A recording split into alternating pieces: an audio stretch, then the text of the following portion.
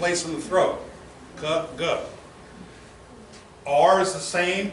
Change the U to an E. The vowel sound U to a Y sound. Change the V to a F. Notice you make the F and the V sound in the same place in your lips. It's called a labial letter. So keruv and grif are the same word. They're the exact same word, just slight variations in the pronunciations. So a keruv is a griffin.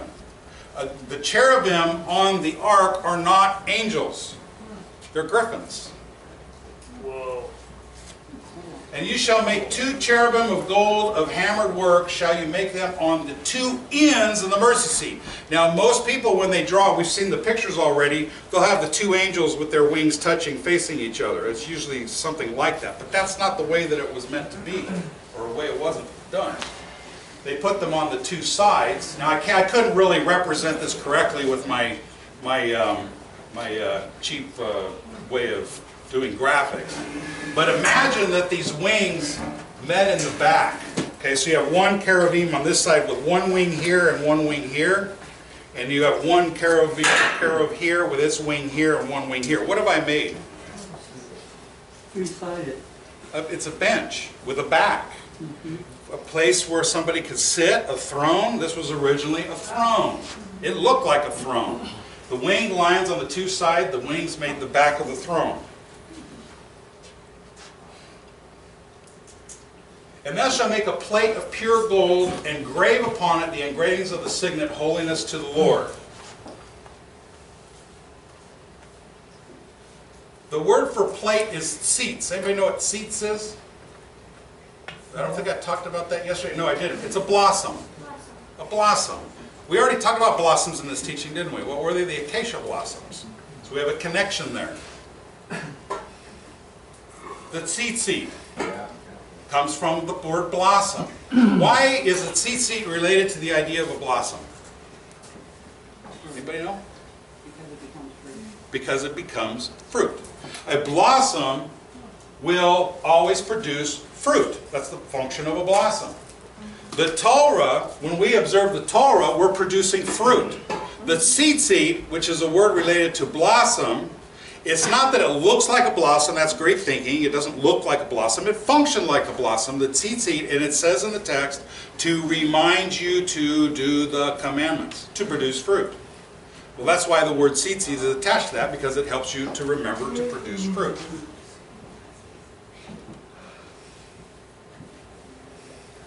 Blossoms.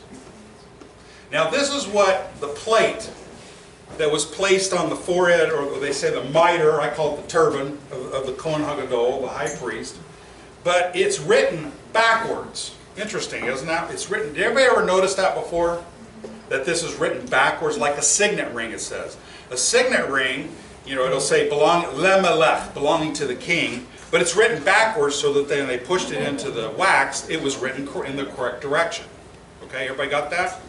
Well, this is Kadosh le Yahweh, holy to Yahweh, but it's written backwards. Okay, special to Yahweh, but it's written backwards, like this. Okay, here's it in English though. Why would he have them write it in backwards? Yeah. Interesting, isn't that weird? Whoa! So when he stands before that mirror, where this is written, he sees it written in the correct direction. So this Ark of the Covenant is literally a witness standing there with him. The priest is Cohen in Hebrew. Question? Where does it say it's written backwards? It says like a signet ring. And the signet rings are always written backwards. It doesn't say that it's written backwards, but it says to engrave it like a signet ring. Yes? Yeah. Do you think that there's a connection, like the whole mirror thing and seeing the reflection? Do you think there's a connection with where it's talked about in the book of James, about the man looks in the mirror and immediately forgets what kind of man he was? Good point. I hadn't thought about that. But yeah, he looks in a mirror to see what his reflection is. Yeah. Excellent. Yes. Hadn't thought of that. And on that, Shaul's, I think, speaking about now we see as in a mirror dimly. See in a mirror dimly. You see, when you start looking at these words a little bit differently, you get a little different perspective on things. You start to make connections you never would have before. Okay, the Hebrew word Cohen comes from, I translate it as administrator, because let's face it, a priest is a person who officiates over religious ceremonies, religious events, religious things, okay? But the Cohen were much more than that, weren't they? They were the building inspectors. Scribes. They were the scribes. They were the teachers. They were the marriage counselors. Okay? They were the administrators. Now the word Cohen comes from the word Cain. Anybody know what Cain is in Hebrew today? Yes. You do? What? Yes. What? Oh, yes. That's right. Yeah. The word Cain means yes. In biblical Hebrew, it more means to be sure, to be firm, a base, to be a base of something. In fact, the base of the lampstand is called a Hebrew word. I don't know what it is, but it's related to Cain. Same concept. It's a base. So the administrator is the base of the community. He's the one who is going to be supporting the community. And thou shalt make a candlestick of pure gold. 3 branches of the candlestick out of one side and 3 on the other side. The word candlestick is menorah. Menorah. A lamp. Its root is ner, which means a lamp or light. We've already looked at that word. Notice that a lot of things in the tabernacle are related in concept. There's an example of a picture of what they believe the menorah looked like. This is an engraving where the Romans were taking the treasures out of the temple. There's it on a seal of Israel. There's an example of a menorah. And anybody know where this one comes from? This one Saudi right here. Arabia? What? Saudi Arabia? Saudi Arabia. Where's the mountain? Which mountain? It's the true Mount Sinai, actually. What's the name of it? Jabal. There you go. Very good. Jabal al-Laz. Anybody here not familiar with Jabal al-Laz? Okay. Mount Sinai traditionally is in the middle of the Sinai Peninsula, and if you take any map, I don't care if it's an atlas from National Geographic or a Bible map, it'll say Mount Sinai right here. Well, do you know why that's determined that that's Mount Sinai? Catherine, the mother of Constantine, I think her name was Catherine, she went around the Holy Land and says, that's where Jesus was born. That's where he died. That's Mount Sinai. That's how all these things got named that way. So Mount Sinai is there only because that woman said that's Mount Sinai. Yeah, because Paul said it's where? In Arabia. In Arabia, Yeah. yes. So Jabal al-Laz is actually in Saudi Arabia. It's on the other side of the Sea of Aqaba. And the evidence for that being the true Mount Sinai is overwhelming. You want to see some videos on it? Go to YouTube. Debbie Reynolds, not Debbie Reynolds. Yeah, Debbie Reynolds? No. That's the actress. What's the, her and her husband? Ron Wyatt. Well, No, he came afterward. yeah. Oh, anyway, just type Jabal al-Laz and look at some of the videos. There's a documentary that came out called Patterns of Evidence that goes into the evidence for it. I had the honor of working in that production, in its early stages, back when it was called the Exodus Conspiracy. And it was fascinating information. Yes? How do you spell that? Yod Bet Lamed. Jabal, second word A-L dash L-A-W-Z, I think. Okay? Jabal al-Laz. Jabal al-Laz is called by the locals the Mountain of Moses. Yeah, it does, doesn't it? There's a Swedish movie. You want to watch a good movie, watch Patterns of Evidence. Penny Caldwell. Caldwell, thank That's you. right. Penny and, Yeah. anyway, the Caldwells. They visited a South Korean doctor was the personal physician of the prince of Saudi Arabia. And he had a pass from the prince that let him go anywhere. So while Jabal al-Laz now is fenced, it's a military complex, they won't let anybody in, he had a paper from the prince, he could go in. And this is one of the pictures that he took.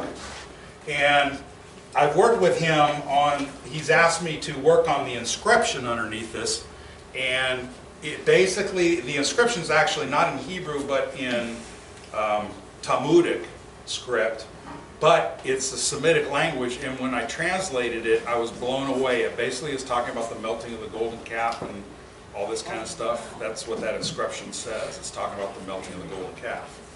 And then right here is a picture of a menorah on there. Fascinating.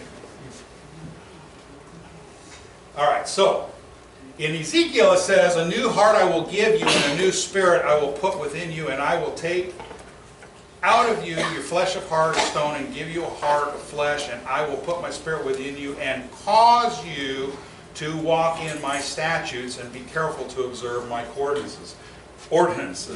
Notice that it says, cause you to walk. When God puts His Ruach within you, it causes you to walk the path that we've been talking about the last couple of days. It's not that it's all on us. God gives us what we need to do it. Breath. Okay, I'm not really sure why I brought that verse up. Oh, yeah, okay, I remember. Here we have an example of a menorah. What's this down here? The base. The base. That's a picture of the Cohen. And then this branch is the breath of Yahweh. And then we have 6 branches coming off of it. And they are, the breath of Yahweh will rest upon him, the breath of wisdom and understanding, and the breath of counsel and might, and the breath of knowledge and of the fear of Yahweh. These are the branches on the menorah. The 7 spirits of Yahweh, which we were kind of talking about yesterday. And this is what I thought you were referring to, but you were referring to something else, weren't you? Yeah. Anyway, this is what I believe to be the 7 breaths of Yahweh. One other thing I didn't mention in this, the plate that he put on his turban, where it said special to Yahweh, but written backwards, the breastplate. What's on the breastplate? 12 stones. The 12 stones for the 12 tribes, and on each one is engraved what? Names of the tribes. The names of the tribes, and it's engraved how? Wasn't it like an iron piece or something? Like a what? Like an iron piece or something? No, it's like a signet.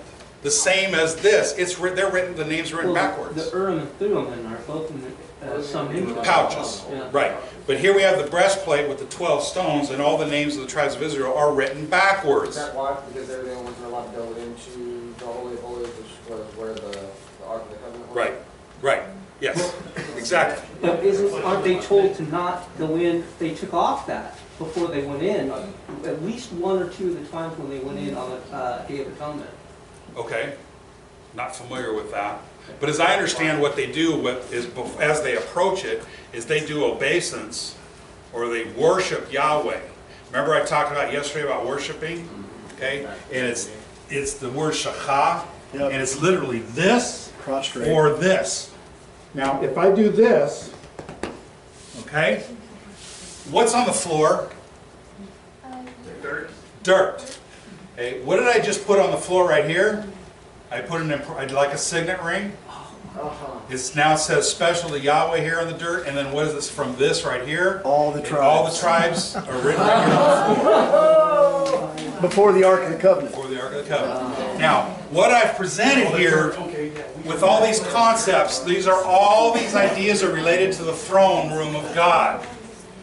And am I 100% correct in my interpretations here? No. But I think you would agree that there's more going on than what we thought. Would you agree? This is what biblical study is all about. Hallelujah. And as the rabbis used to teach, that if you're studying Torah and you're not laughing, you are doing something wrong. It's supposed to be fun. It's the journey. It's just like a vacation. I was sharing yesterday, for those who weren't here yesterday, a lot of people will say, I just don't know that much. I'm so far behind. They're assuming Greek logic to this. Greek logic says that if I'm on a journey, I have a beginning and I have an end. Okay? And my goal is to get to the end of the journey. But that's not what Hebrew thinking is. Hebrew's cyclical. Okay, if I have a circle here, okay, like this, and someone's here and someone's here, who's in first place? Neither one. Who's in last place? Neither one. Neither one. It's the journey. It's the journey. It's all about the journey. When you're on vacation and you're driving cross country, it's not, well, okay, sometimes, yeah, we got to hurry up and get there. That's true. That does happen. But a lot of times vacations like, just relax, watch the scenery go by, check out the museums. I like museums. Okay? Check out the museums, you know, whatever. You know, it's the journey. It's have fun with it. So, okay, you don't know as much Hebrew as somebody else, and you don't know something like somebody else, but you know things that other people don't know. And it's not that you're better or worse, or he's better or he's worse. We're all on the same path, just at different places. Okay? So when you're doing your biblical word studies, or you're studying your Bible, have fun with it. See what you can find. Any questions? Yes? Related to the kafar and the griffin versus the cherub, the wings. Uh-huh. Why is it? Now, is it a conspiracy, or is it because maybe the Cohen that we have in Israel today and the tribe of Judah, the Jews, you know, even the Temple Institute, they're showing these winged angels, if you will, and of course they believe that at least through millennia has been tightly passed down. Are they maybe trying to fool us? No, I don't think so. Or is it because maybe they've delved into Kabbalah? And I'll use the tzitzit as an example. In the biblical Hebrew, like I presented, the word tzitz is a blossom. The word tzitzit is related to the idea of a blossom because it produces fruit. Now, in the Hebrew mind, when they see the word tzitzit, they see the idea of a blossom.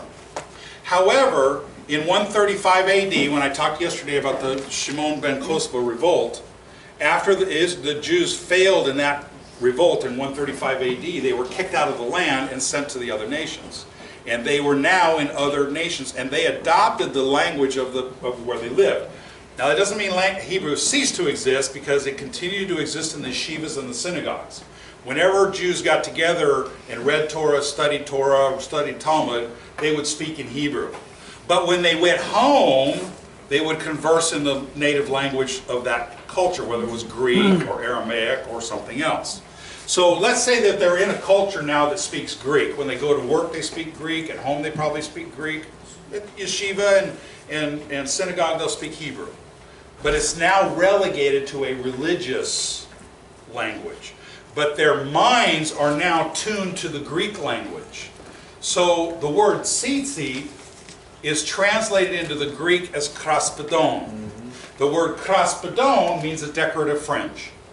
So now in the mind of the Hebrew, who's now thinking Greek, he sees kraspedon, understands kraspedon is nothing more than a decorative fringe. He's lost the ability to think Hebraically. It happened with the Indians in America, the Native Americans. What's the first thing we did to the kids when we went into their tribes? Indoctrinated. We took them away from the families, sent them to schools, put them in modern clothing, and cut their hair, and made them speak English, and they were punished if they spoke Hopi or whatever their language was. Why? Because your language is your philosophy. Every language is different, and their philosophies are different. English philosophy is different from Spanish philosophy. And the language is going to influence how you think. Well, just imagine how much different ancient Hebrew is from modern English. Okay? Major differences. So they've lost the ability to think Hebraically because they're no longer using the Hebrew language as their main language. But now today, Hebrew is the language of Israel, and people are speaking Hebrew, but what happened? It went from Hebrew to Greek to Hebrew. Their mindset is still Greek. They probably won't like it when I say that, but the Jews who are speaking Hebrew are still thinking Greek. They're Greco-Romans, no different than we are here in America. That kind of answer your question? kind of a level. Okay. Anybody else? Yeah.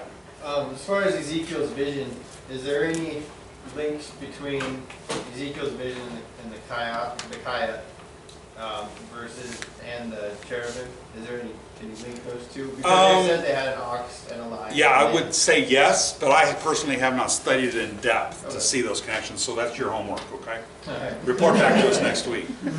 Teddy, do you have something? I don't remember who asked the question, was it you? On what? The carrot? Okay. Well, another reason, not only because people began to be thinking with Hellenized Grecian philosophy, and even though they were of Hebrew descent, is the degeneration of the language as well. Every time it changed to another form, it did preserve something, but it always lost a lot more than it preserved in my humble Exactly, opinion. yes, yeah. And so we lost a lot of those things down through the time. Now, I was talking to Brad Scott about this, and the people in Samaria were actually, there was always people in Samaria that outlasted the people in Yehuda. And I asked Brad, I said, well, wouldn't it be safe to say, to assume that, well, the Sumerians would have probably preserved the Tetragrammaton and the pronunciation of it opposed to a modern day Jew? And he said, I never thought about that. Right? There you go. So we started kicking that around. Well, would they have not also preserved things concerning the tribes of Israel? And the philosophy. And the whole mindset behind it. And I believe those are the people who have, even though they were a lot smaller in number than all of the people who we now label as Yahudim, they've changed so much, but there's always been a small remnant of people that nobody's paying attention to, right? Nobody listens to us. But nevertheless, we have probably been blessed with more information about the truth than a lot of the so-called Yahudim today. And it's not because Yahweh favors us more or that we're better than them. It's just because we have begun to receive the revelation of things that may have been preserved when they thought that they may not have been. Right. Yep. We're seeking. What's that? We're seeking. Seeking. Right, we're seeking it. Very good. You had mentioned that at the base of Sinai there was Talmudic script? Talmudic, not Talmud. Oh, okay. Not Talmud, it's a totally different word. Talmud. Talmudic script, yeah. It's a Semitic script that is contemporary to paleo-hebrew. Any other questions? Yes. You link the word shamar to thorns. Yeah. But, are there any places where it's translated or handed around that means thorns? Only the word shamir, which comes from shamar, means thorn. Shamir does mean thorn. Shamir means thorn, yes. Okay. And we know that shamar means to guard with a hedge of protection. Put two and two together, that's the picture that I see. Could be wrong, it's interpretation, okay? But I think there's enough evidence to support that idea of shamar being the hedge of protection of thorns, as the shepherd would do. And we know shepherds did that. Right. Yeah. Okay? So it's all part of anthropology and archaeology, putting all these things together. Are our interpretations 100% accurate? No. We just do the best we can with what we got. All right, we're going to take a break here. I think, Teddy, you're up next, right? Yeah, I'm just going to come. Okay. All Then right. you're going to come right back up, right? Huh? You're going to come back up. Oh, I am. Right. Well, I mean, After you. yeah, I just want to go over this Tetragrammaton thing. Cool. Okay. Oh, one question back here, yeah. I have one question that's been bothering me here for the last 2 months. Uh-huh. I know that I got into